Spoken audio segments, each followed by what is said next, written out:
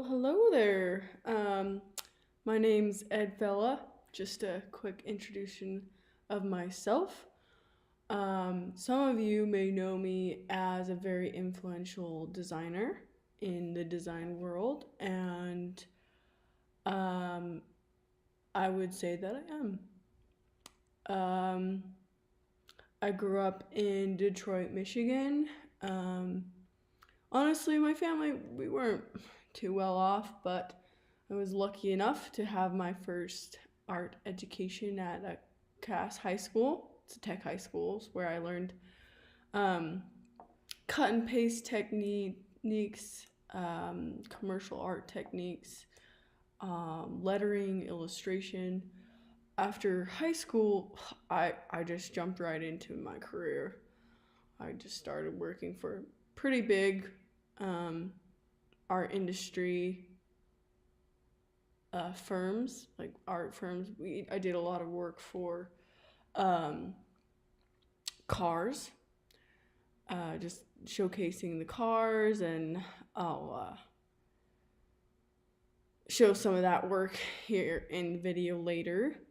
Um, yeah, I spent 30 years in the art industry, meant like in the commercial art industry. I definitely paid my dues, you know.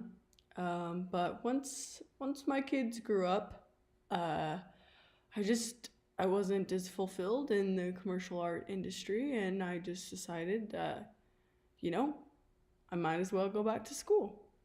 Um, and that's kind of where my experimental work started.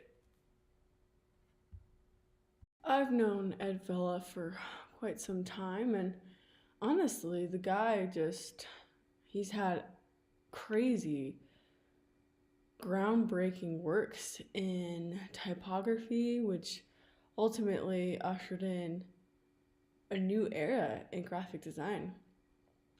I just always remember Ed having a sketchbook with him all the time, constantly drawing in it. Most of the time, he drew with just a 4-color ballpoint pen, which he still uses today. Fella has always had just such a deep interest in a wide range of intellectual subjects, from literature to pop culture to photography. Don't get me wrong, I mean, the commercial art industry period of my life was still a really good time, and there was always work to be done, and different styles, and that's just what I was doing.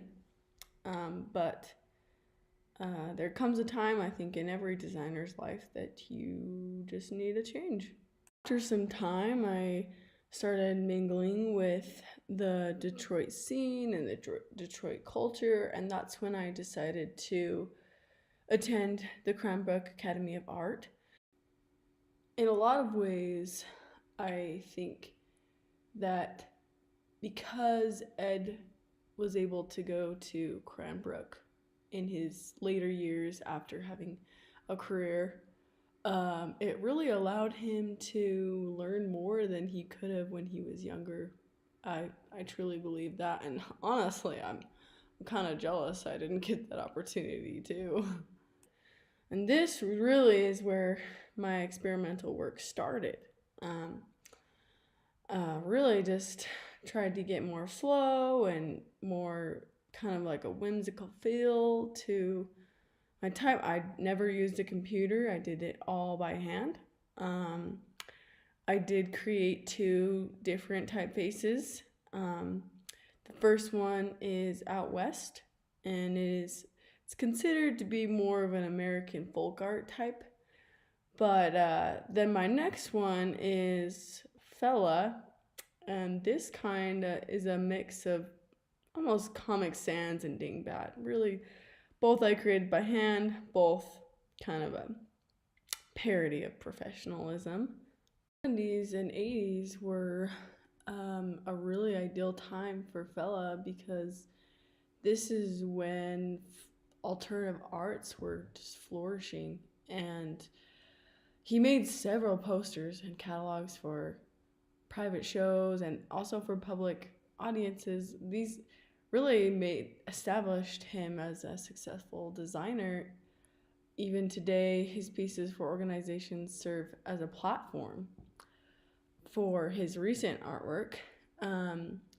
Many designers opposed him, like designers who favored grid compositions and clear-cut approaches to graphic design. His artwork really stirred up some things in the art community because it deliberately went against every rule, and the intentional wrongness and anti-establishment style challenged dimensions of graphic design.